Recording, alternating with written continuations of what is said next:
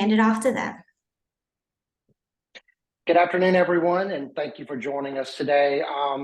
The Education Committee decided that this would be a great webinar for our membership because of so many shiny objects and movements within our market these days of people wanting us to list properties that may not be property owners. So we're going to take off and show you guys how to go through the different websites with the county and verify several different things. So today's Lunch and Learn is to help show you how to verify information on a property, to include verify the owner of the property, verify the property taxes are current or currently paid, see what liens, mortgages, judgments are recorded on the property.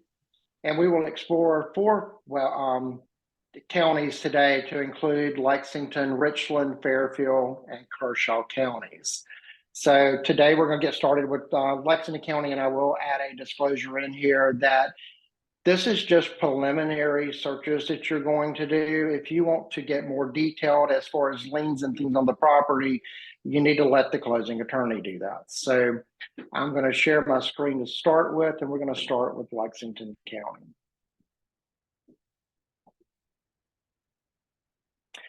So Lexington County's website is lex-co.sc.gov. So here we're going to start with online services, and we're going to go to property tax data information. You'll get on and accept the disclosure. Another disclosure, these addresses that I'm using are random addresses that I have pulled from the multiple listing service from random counties. So I hope they're not attached to anyone. So the first one we're going to work with is 110 Buckhaven Way.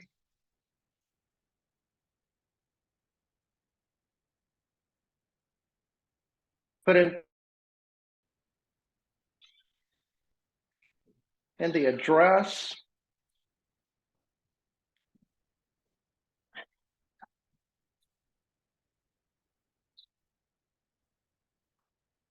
You might want to put it in the property location section. Oh, my bad, Desiree. Thank you. You're welcome.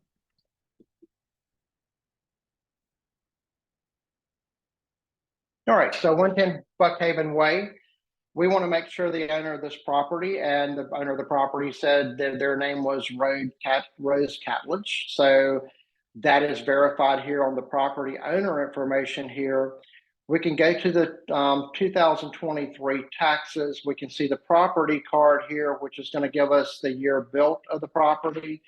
The square footage for the county is usually not always accurate. So this is not something that I, the broker, would advise you to use for the MLS purposes. You need to have the property measured.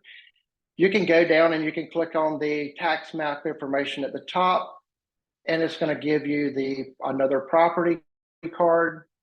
And then you can click on your tax bill. And it's going to give you the current tax bill for the property. It's going to tell you how this property was taxed. It's at a 4% ratio. If this property tax had been paid, you would see a paid stamp down here, but this is a current one that just came out. So the property taxes are actually due by January 16th of 2024.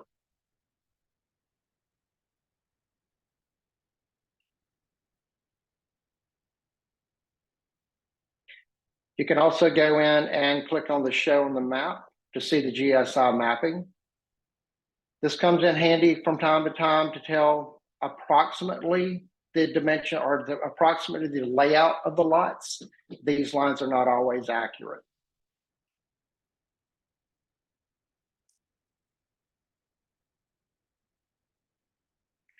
On the same property card that we originally came to, you can come down to the deed book and page. And you can actually pull up the deed for the property of where Miss Catledge actually purchased the property from Kimberly Wellman and James Wellman. So you can verify property information there.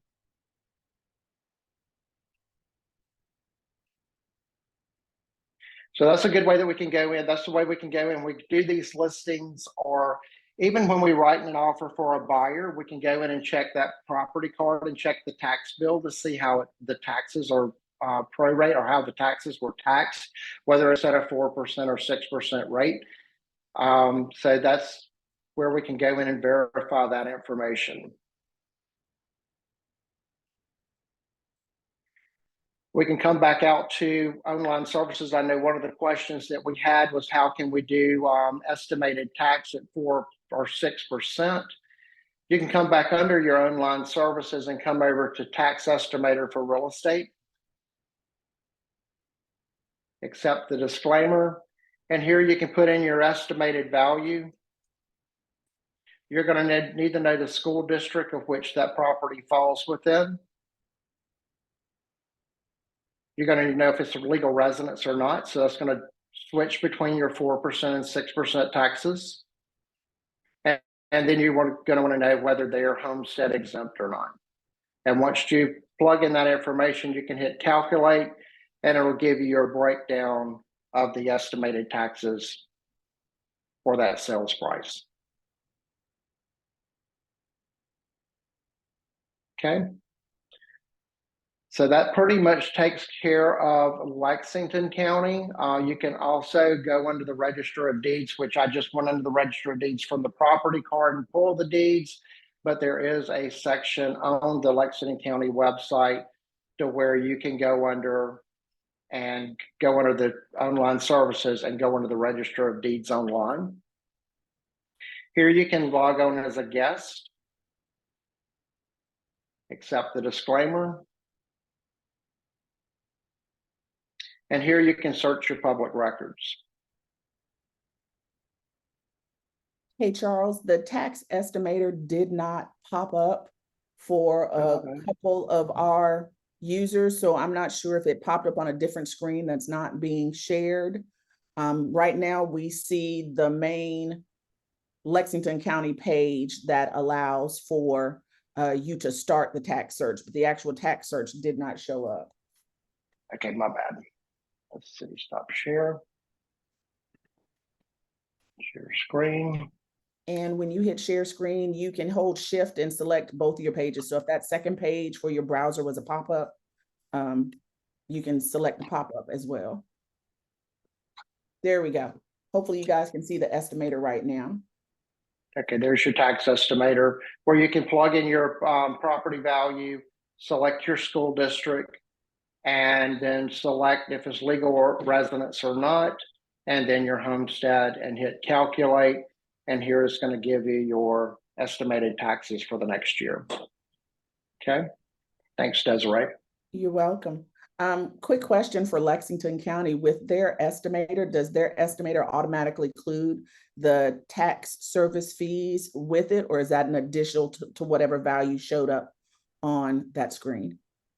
You're talking about tax service fees such as the trash, etc.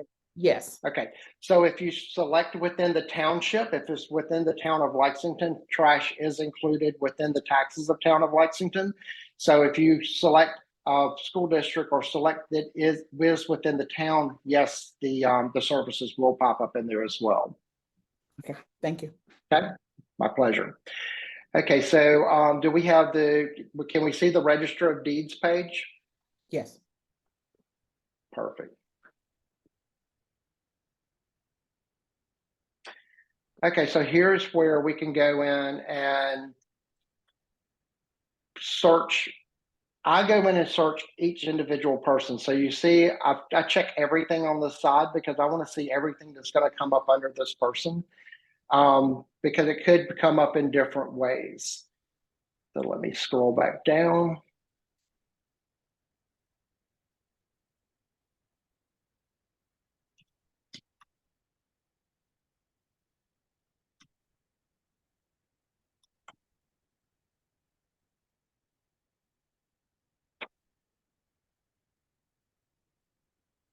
Try last name first.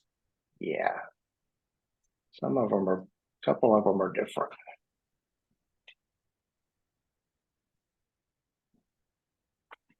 All right, so here's everything under Rose Catledge.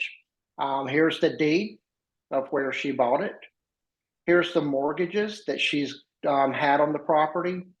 So you can actually go through and see who the mortgage holders are. The good thing we do with this is we want to make sure there's no liens on the property. And a lot of times when we ask a seller, do you have a mortgage on the property? They only think of first mortgage. They don't think of HELOCs, home equity loans, et cetera, lines of credit that may be on the may be attached to it. So this is a good way that we can go in and verify any other liens or mortgages that's on the property. Okay.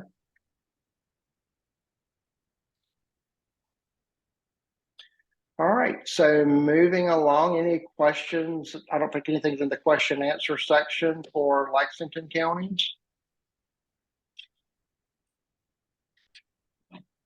Not that I see. Okay. Then the next one we will go to will be Kershaw County.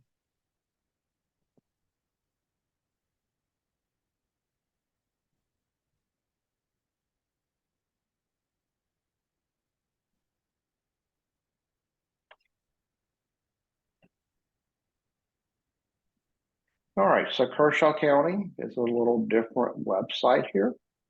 So under Kershaw County, you will go under, it's the kershaw.sc.gov/how-do-I. So here we will go under property tax data search. Scroll down and go under taxpayer search and pay. Accept your disclosure. And this is going to tell you how they prompt you to tell you how to put this information in. So in this one, we're going to search 1410 Willie Street or Wiley Street.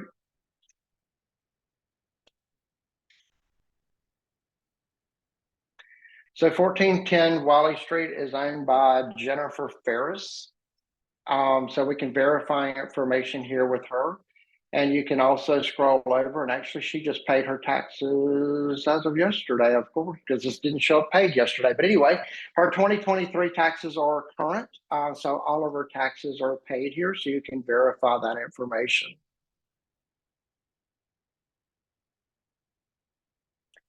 We can go back out.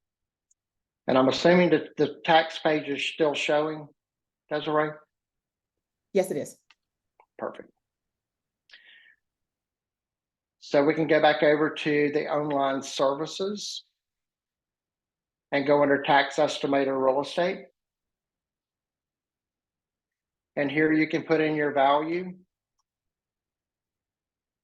Is it a legal residence or not? You're going to need to know what district the property's in, and then you can calculate your taxes.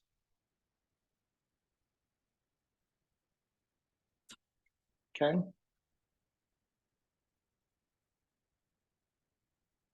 All right, so the next one we'll go under is, we're still going to be under Kershaw, but Kershaw actually has another web page that you have to, Kershaw and Fairfield has another web page that you have to go under to look at the Register of Deeds.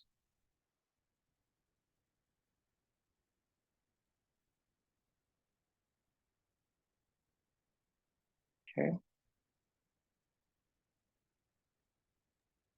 An important note to fact while Charles is getting switched over, if you were not aware, Lexington County, Fairfield County, and Kershaw County provide you all of the information and the access to what we're looking at for free. So being able to do the deep dive into the taxes beyond the information you may see in CMLS tax, Kershaw, Fairfield, and Lexington counties give you access to the data for free.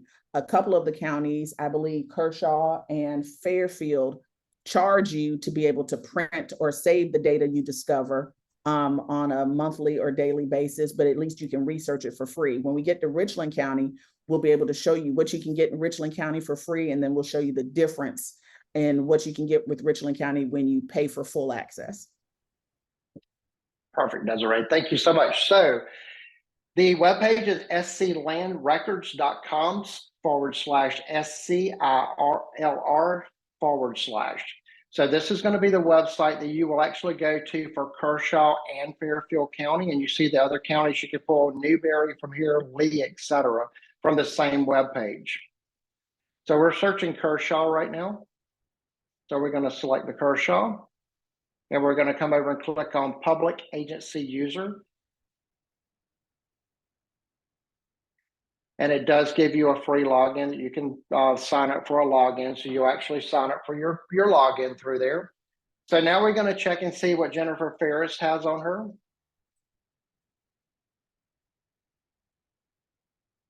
Here she is here. So here we can see the deed.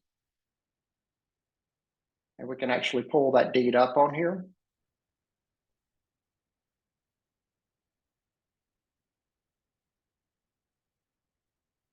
Okay.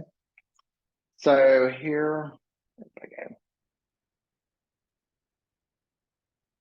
We can see the mortgages, and we can also see the satisfaction of mortgage on here. And you can go under details or go into the document here and actually look at the satisfactory of the mortgage.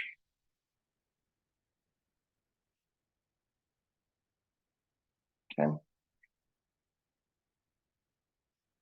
And can you send out the web link? Absolutely, John. We can send those out. Can you send out the whole system or the sheet that Desiree and I came up with? We can probably email those links out to you as well. So you have the sheets for all the websites that we're going to go over today. I'm sending Grace the link. So when she does the post, she'll have the sheet that has the links and the payment information and details as well. Awesome. Thank you, Desiree. All right. So our next one up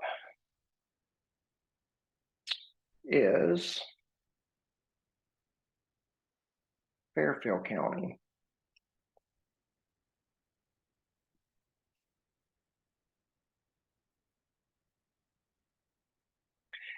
And Fairfield County, share.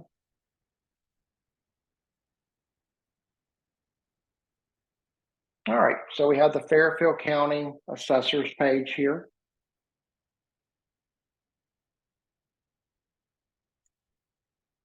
We're going to go down and we're going to go under Search Records.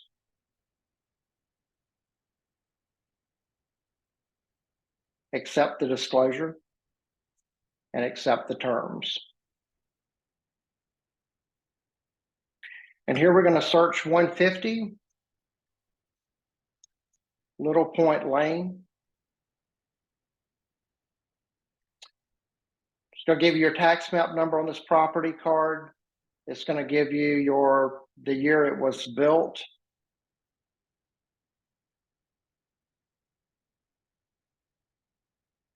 The current owner, the sales history, the parcel ID tax map number.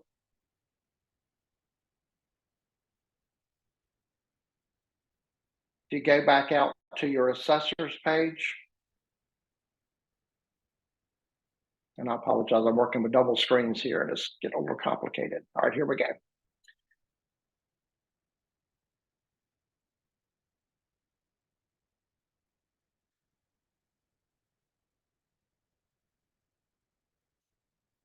All right, we'll come back over to the assessor's page. If you go to the departments and scroll down to the Treasury Department,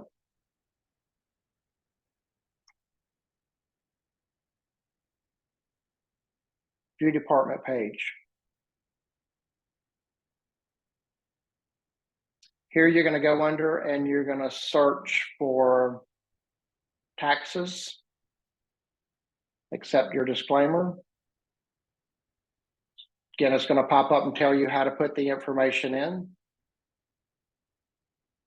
And here we're going to put in 150 Little Point Lane.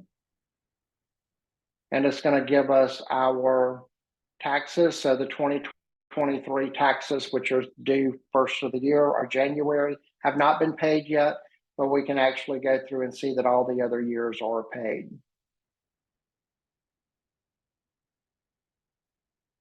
Okay. So here we're going to go back over and look at our Register of Deeds under the sclandrecords.com.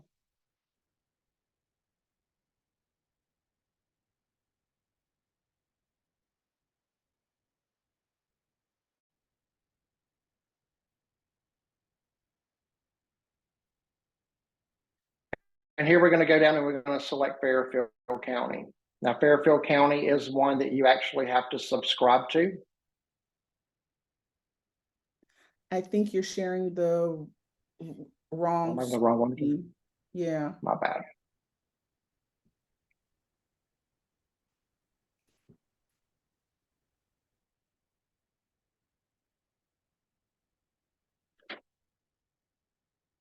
Okay, there we go.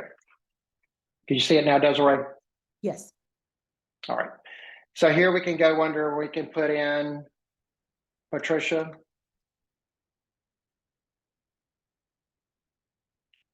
Gordon. And that's the last name.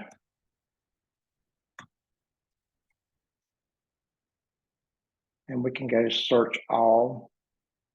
And Patricia Gordon Faulkner, that's the one we're looking for.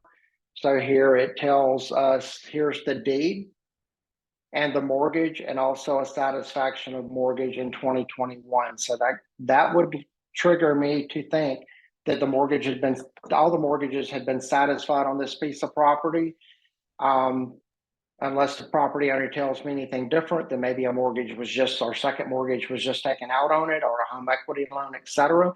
But it should be recorded here unless something was done within the past previous 3 to 5 days. So this will give us the deed for her. And this is one that you actually have to go under and pay for that service. It's $5 a day, or it's $30 for the month.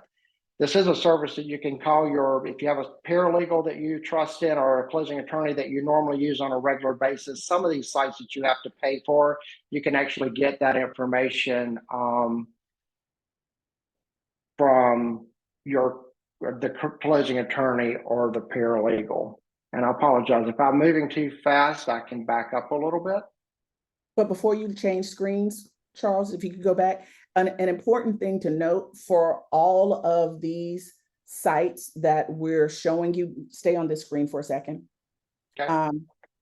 There is a limit to how much data each of the county is keeping electronically. So if you look over here in the left-hand side of Charles's screen, it shows a recorded date from January 1985 all the way up until today. So if you are working with a property that may have been built or the last sale occurred outside of those dates, just understand you may not be able to see it electronically on the websites. You might have to go down to the county offices, into their stacks where they have their microfiche and their places where you have to pay to view and print them directly. But that's also what your attorney and the title abstractor is for, to be able to do the deep dive for legal reasons. And this is just for information, but just want you to know, don't get frustrated if you can't find everything, because everything has not been digitized for our use on any of the counties that we're working on. There are limits to the information they have out there. Absolutely. Thank you, Desiree. So that covers Lexington, Fairfield, Kershaw counties. And this webinar is being recorded, so you'll get a recording of this as well that you can go back and watch it. But I'm going to I'll stop sharing my screen, and I'm going to turn it over to Desiree now to talk about Richland County. You're muted, Desiree. Welcome to the Richland County section of this. I'm going to try to go as slow as possible, but like Charles said, this video is being recorded and you'll be able to find it on the CCRA webpage as well as on their YouTube page. Richland County is a different beast, and I'm going to go ahead and share my screen with you so we can get into Richland County. Let's see. All righty. If you guys can see my screen, This is the Richland County Assessor's page where you can do your public searches for tax information. They recently, about a year and a half ago, underwent some changes. And so it's a little bit more user-friendly, a little bit more integrated, so you can see what they have. So on their assessor page, you have several options. You have the legal residence exemption, which is where you should be directing your clients who are closing in Richland County once they purchase a property, so they can start the process of letting the county know that this is their primary residence, so they can get the benefit of the 4% assessment and not the 6%. When they click on the link, it immediately tells them the required documents that they're going to need to have ready when they're doing this process online. And as they start entering their information, it's going to give them the prompts they need to load that information in there. You also have mailing address changes if you want to record agricultural property, appeal values, do the ATI tax exemption for investment properties. And what most of us use is the property value and tax assessment. At Richland County, publicly, they've now reformatted the page. Back in the day, they gave you 3 boxes with options to either put in the tax map number, the address, or the property name. Now you can come into the county and you can search up any property, any of those ways, and it will start to give you the options that create the paper trail for you. So I have talked to a couple of folks and gotten permission to look up their properties. And so I'm searching up 1605 Nunamaker Drive. The new best part of Richland County is they are now showing you images of the property to make sure you're looking at the right property. They're giving you the map over here on the side where you can adjust your parcel layers. So the map has imagery that you're used to seeing, or turn off those features so it's a little more simplistic view.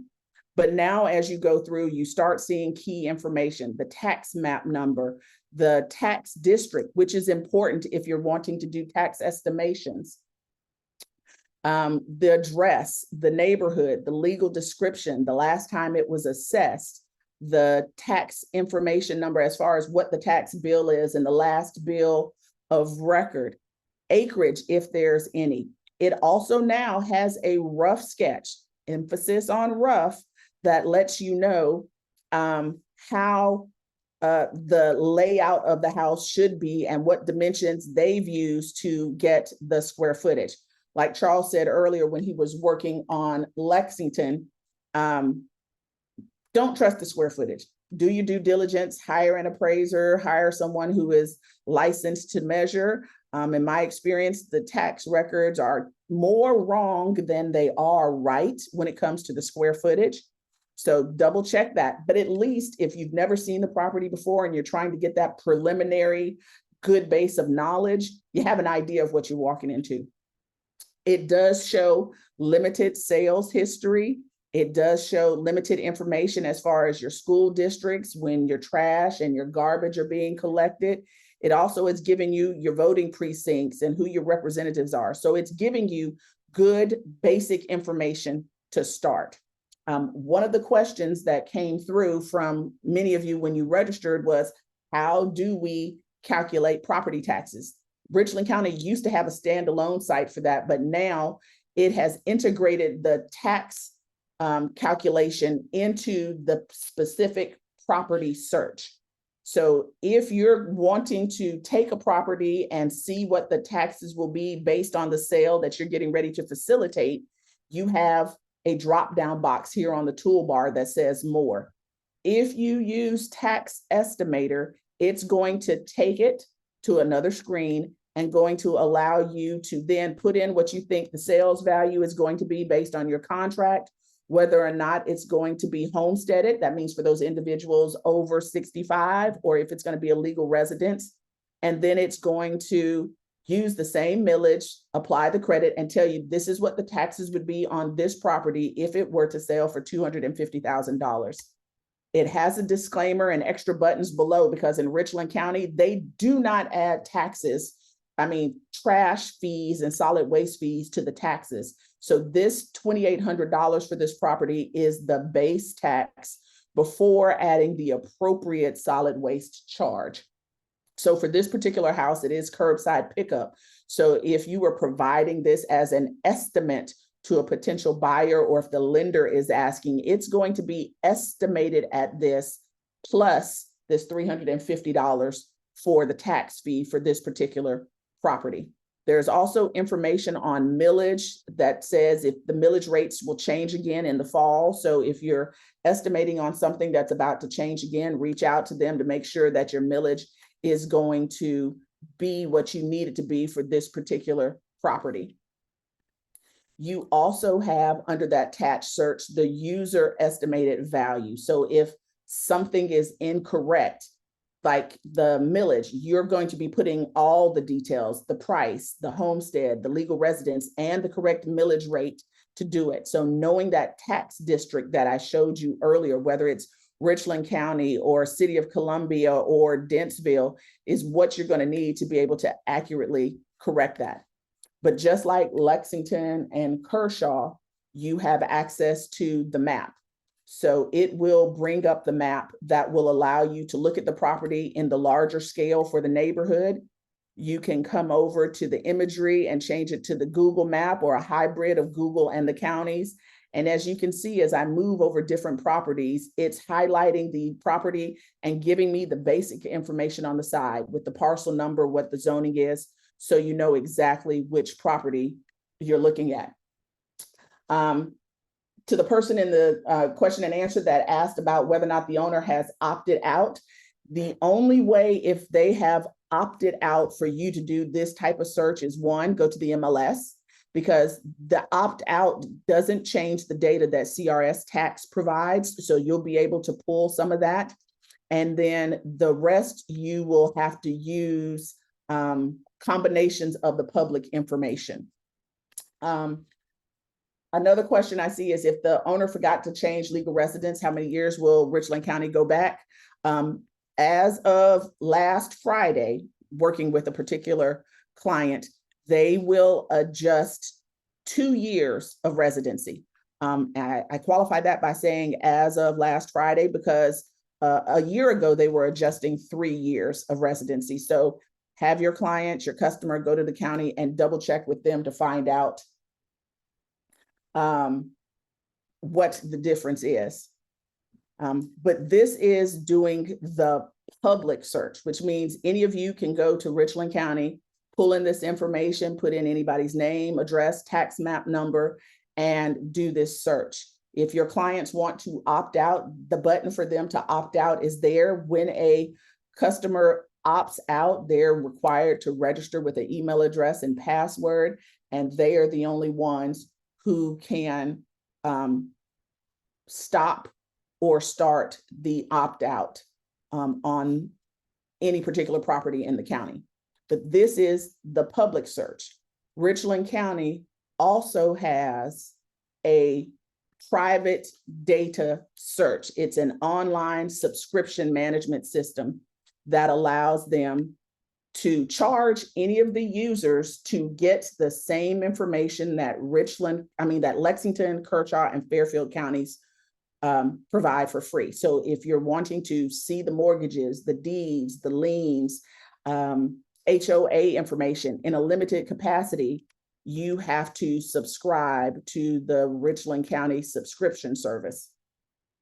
Yes, ma'am. There's a couple of questions in the chat. A couple more questions. The first one is can you find liens and judgments on the Richland County site? And Cece, I saw that question, and we're going to get to that in a minute, because where we are right now, the screen that you see for me is the only place that you're going to be able to see the liens and the judgments on Richland County. That is public/private information. So it is subscription only information. So we're going to get to that one in a second. And I'm getting ready to show you. So subscription, what does subscription mean? We got to pay for it. Bless Richland County in more ways for revenue. This information to see the deeds, the mortgages, anything that's not on the public side that I just showed you, you have to subscribe. If you want to subscribe, you'll create an account through them. You'll select the department, which is Register of Deeds, and they tell you what your access is. You only have access to full unlimited access, but here are your fees as of today. Per day, 24-hour period, it's $256 a day, up to annually $130 a year. I've been paying for it annually for years, one, because I am in the back office every other day because I check every listing, I check every contract just to make sure I'm dealing with the right folks and I'm not going to get surprised. It's one of my value-added services. So I pay for this regularly without questions. But I'm going to go ahead and open up the search so you can see it. Let's see. So can you guys see the pop-up screen that just popped up or not? Yes. Yeah. Okay. All right. So this is your viewer screen. This is your search screen. I always recommend starting at Richland County in the public search first because it's going to give you multiple pieces of information. Just like all the other counties, you have multiple ways that you can search for any property. You can search with the actual book and page number, which you can see at the county records. You can see when you do a CRS search and they show that there was a mortgage or a purchase. Those book and page numbers are searchable. That's why they're there. You can also search using the first names, the last names, the companies, the street address, subdivision phase. I bring all of that up because the data that is in the Richland County back office is input by people. It is not an automated service. So depending on what was provided to them when the documents are recorded, sometimes you can find documents just with the consumer's first and last name. At different times, you may need to add in the tax map number or to be able to put in the lot description, because all of these individual details are building the complete record of information for a property. So for that same property I searched on the public side, I'm going to put in the TMS number for that property so you can see what shows up. And I must have keyed in something wrong because it doesn't show up. So let's see. Let me copy that tax map number real quick and let's see what shows up.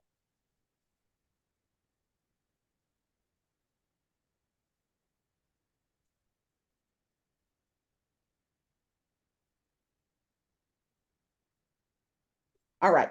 So for that same property, you have a record of the history right now immediately on our screen going back to 2019, which shows in 2019, this property was transferred via probate court as a deed of distribution from whoever the original owner was to the person who then became the owner of the property. So you see deeds of distribution.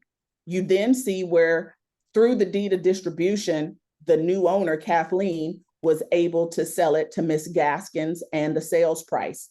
You can see all of the pages of the deeds, including the legal description, the signature pages, and any attachments that are there. So whatever was recorded with the property originally is there. You can see when the mortgage was done. It gives you the mortgage number. You can see over here the book recording page. You can see who the mortgage company was.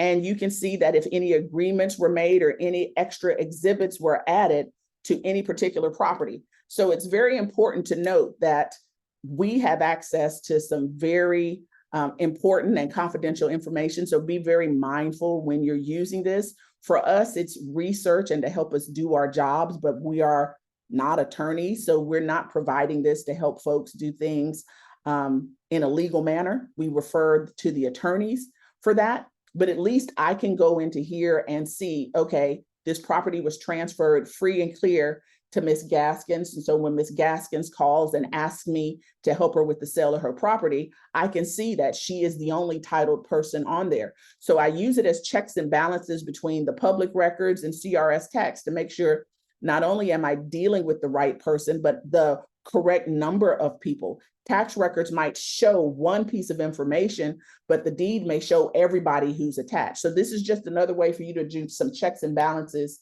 to make sure you're talking to all of the correct folks. But you can also find interesting information because as I said earlier, this information is put in by people. So the county and attorneys, I hope none are online, are going to fuss at me. They sometimes make mistakes. And in researching a particular property, we were able to find a mistake that is now going to be addressed. This particular property here was purchased by these owners back in 2000. You can see the original mortgage, and you can look at the paperwork now and see how much they've changed. This was a 5-page mortgage 23 years ago, and you guys know mortgages now, 20, 30 pages. So you can just see the change and progression of information. But you see the mortgage, you see the deed. But in this particular property, we discovered that an attorney made a mistake because this original property is referring to a house on Tree Street. So when you go through the individual pages, this property is located at Tree Street. But at some point in time, all of a sudden the property name changed. And what we discovered is whoever prepared this document originally made a single keystroke error and attached the wrong TMS number to a second property. From what an attorney has said, it is an easy correction, but I bring it up because as you're looking in CRS tax and you're looking at the county, you may see an inconsistency that makes you wonder, is something going on? For me, I thought my client's property had been sold without their knowledge, only to discover that this tax map number that begins right here with 11414 is correct for my property, but this second property was incorrectly described as the same property because the tax ID is different. So that's why we recommend using the multiple services and looking at the tax records, reading the legal description, because all of those individual pieces come together to create the digital record that you're looking for. I hope that answered your question, Cece, about the liens and judgments. We actually didn't have any properties that someone was comfortable with us seeing that had liens and judgments, but if they exist, which I have seen, you will see HOA liens, you will see liens for solar panels, second mortgages, people who did water filtration systems that were recorded against the property. All of that shows up in the back office for those properties. So when, like Charles said, you ask someone, do you have a second mortgage? And they say no, but when you come in here and you see, oh, they've got a plan because they financed their heating and air unit. When those items are recorded, they show up attached to the house back here. That allows you to better prepare your client for, hey, I know you just got your heating and air unit and you want to sell your house, but you still owe $8,000 on that unit. So your proceeds from the sale of your home are going to be reduced because we're going to have to pay off the unit as well. Same with solar panels. You can see what that cost were. You look at the house and you see 6 panels, and then you look here and realize those 6 panels were $25,000. That's a big difference that shows your ability to guide your client, buyer or seller, to prepare them for how that $25,000 attachment to the property is going to impact their ability to sell their home. This is just one of the reasons we wanted you guys to have access to this, so you could just see some of this information and have an idea of how it's going to impact you. Kim, were you going to answer Michael's question about the tax? Do I need to go back to that screen? Yeah, no, I was going to ask you to go back to that once you finished where you were. Okay, let's see. Let me pop back to that. Okay, so Michael, let us know real quick if I'm doing this wrong. I want to make sure I answer your question for you. So I was at Nutamaker and I was over here at the tax, and your question was, when calculating a new tax, the screen said additional value. So hold on. Yeah, he's asking, should it be additional value plus taxable value? Let's see what the difference is. If I said this house was $250,000 and I calculate it, it's giving me a value of $2,800. If I add another 112 to that, Based on what I know about Richland County, even though it says additional value, when I add 112,000 to this 113 to get well, I need to make it 250, don't I? So let me do my math better. There we go. 137. Yeah, I did that. Oh, 37. Thank you. See, y'all don't talk about me and my math skills today. All right.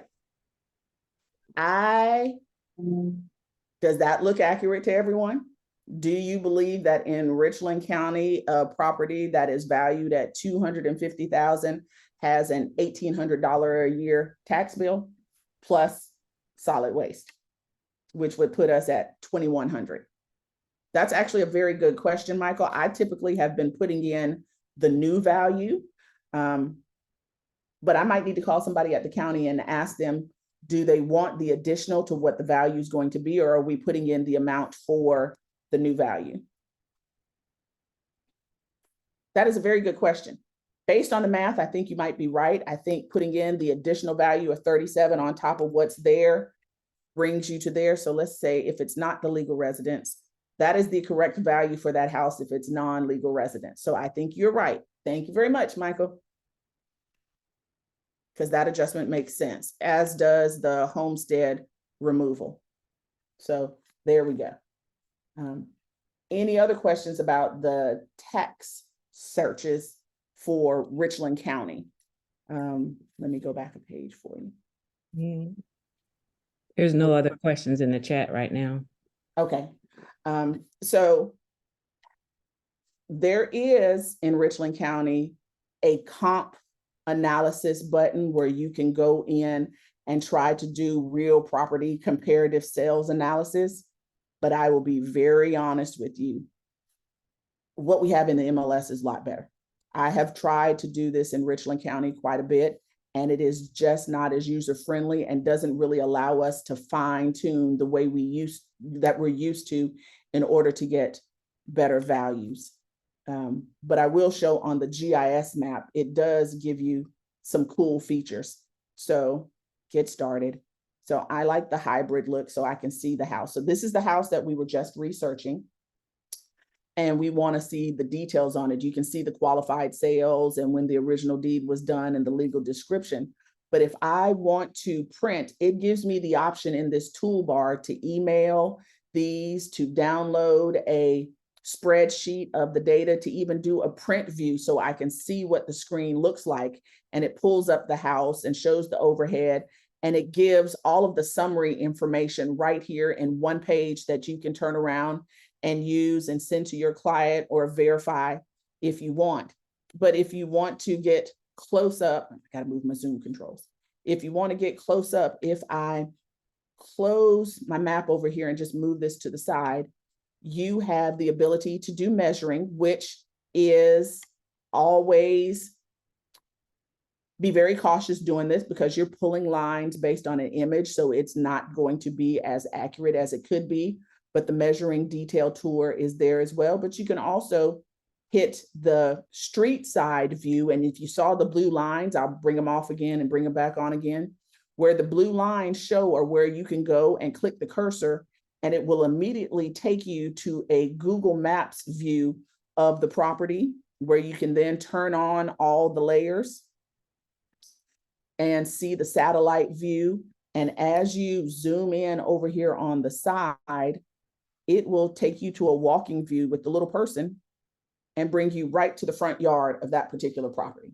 So if you've received a phone call from someone you don't know and they say, hey, I want to list my property with you, and you want to kind of get an idea of what it looks like in the neighborhood, but you're pressed for time and you can't really run out there before your first meeting, the resources that are inside the county and that are online will give you the ability to do a quick search and see where you are and see what you're up against. So I have pulled in front of Nunamaker, well-maintained yard, cute little brick house, but inside Google Maps, I can run up and down the street and see, hey, this is a neighborhood, looks like all the houses are brick or brick adjacent, and just give me a good idea of what I'm stepping into before I get out there. I see this itty bitty house, which is cute, has a couple of solar panels.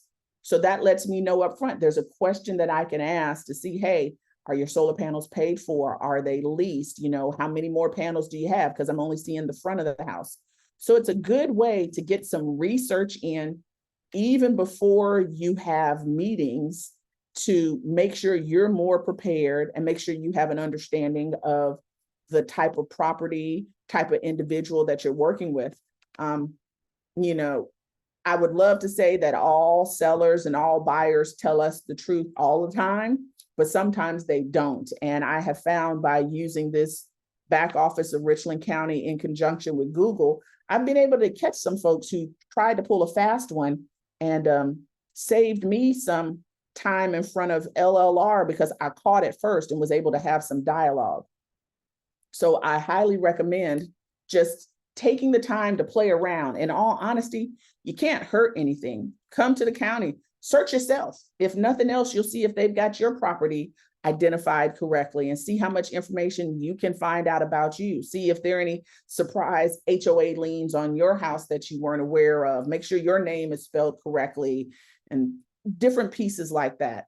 But I'm gonna stop my share and look to the Q&A to see if anybody has any questions for us. As we said earlier, this will be recorded and posted on the CCRA Facebook page and YouTube page, along with a little sheet for shortcuts that we're giving you to at least get you through the basic counties that most of us use around here: Kershaw, Fairfield, Lexington, Richland. But the same websites and the same process that we're using to get to this back office data, you can do for any county that you choose to work in. So if you are going to Berkeley County or Clarendon County and you still do business out there, all of these counties have similar websites to get the same information. There may be a difference in fees for accessing the properties and the property information. Some of the MLSs in the other markets also provide links directly to some of this data as well. So you just kind of have to play around in it and get comfortable in it. And once you start searching, once again, unless it's your property and you start hitting buttons like opt out and hide, you can't do any damage. So if nothing else, play in it so you get comfortable looking for the data. So you're a little more efficient when that phone call comes and you have to do that search faster than you would prefer. Charles, do you have anything to share? Because I don't see any questions in the Q&A. I think Kim got everything. I think that pretty much wraps us up. I do see one question that was sent to us that I'm going to answer because we don't have access to it, which is how to get covenants and restrictions for HOAs. Those typically you're not going to find online. Occasionally the covenants and restrictions might be found, but every attorney that we've talked to in preparation for this has told us leave it alone, because even if the covenants and restrictions have not changed in 50 years, the bylaws may have, and we don't have access to that. You know, the residents of the neighborhood, the owners, the members of the HOA might. So to avoid at all costs trying to find it, and for the majority of a lot of the neighborhoods, the covenants and restrictions are so old, they're not even accessible online. You literally have to go to each county's database and be in the stacks and go all the way back to when the dirt was dirt and they started building houses to find the originals. But I wanted to answer that question for the person who did submit it. Our answer for getting covenants and restrictions: talk to the homeowner, talk to the attorney, so we all stay out of trouble. But other than that, I hope we answered everybody's questions. If you guys need anything, feel free to email us. CCRA should have this for us in a little bit, so you kind of review and work through it at your pace, because I know Charles and I went through it a little fast. But if there's nothing else, thank you guys for spending an hour with us. We hope it was helpful and beneficial information. And this is our last Lunch and Learn for the year. So we'll see you in 2024 with our next one. You guys have a great day.